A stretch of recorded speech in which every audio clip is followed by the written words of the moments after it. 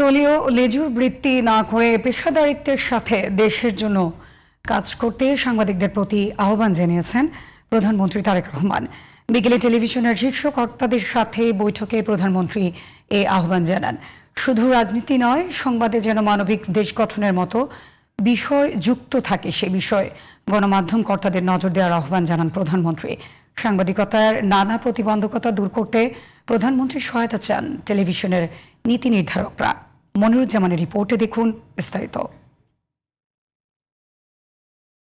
সোমবার বিকেলে সচিবালয়ে টেলিভিশনের শীর্ষ কর্তাদের সাথে বৈঠক করেন প্রধানমন্ত্রী তারেক রহমান। প্রায় ঘণ্টাব্যাপী বৈঠকে সাংবাদিকতার নানা দিক নিয়ে আলোচনা হয়। বৈঠক শেষে টেলিভিশনের নীতি নির্ধারকরা জানান, প্রধানমন্ত্রীর কাছে সাংবাদিকতার নানা প্রতিবন্ধকতা নিরসন সহ সাংবাদিকদের সুরক্ষা নিশ্চিতের দাবি তুলে ধরা হয়েছে। আমরা যারা টেলিভিশনে কাজ করি তাদের ব্যাপারেই কথা হয়েছে এবং মূলত যেটি হয়েছে, যেটা প্রথমত হচ্ছে যে ওয়েস বোর্ডটা তৈরি করা টেলিভিশনের কর্মীদের ক্ষেত্রে, তাদের চাকরি নিরাপত্তাটা, এবং পাশাপাশি যেটি হচ্ছে যে গণমাধ্যমকে একটি সুশৃঙ্খল অবস্থায় ফিরিয়ে নিয়ে আসার বিষয়টা।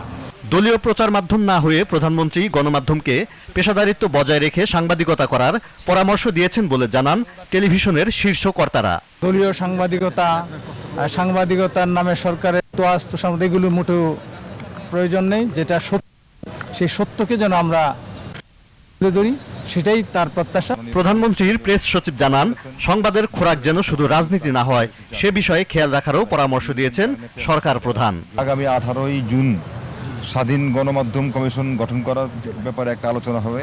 সেখানে যেই সমস্যাগুলো আছে সেগুলো নিয়ে যারা সংবাদপত্র শিল্পের সঙ্গে জড়িত আছেন, যারা এই ইন্ডাস্ট্রির সঙ্গে জড়িত আছেন, সবাই মিলে বসে একটা নীতি কাঠামো তৈরি করলে আমরা আশা করি যে আমাদের বিদ্যমান যে সমস্যাগুলো আছে এগুলো একটা সমাধানের দিকে যাবে।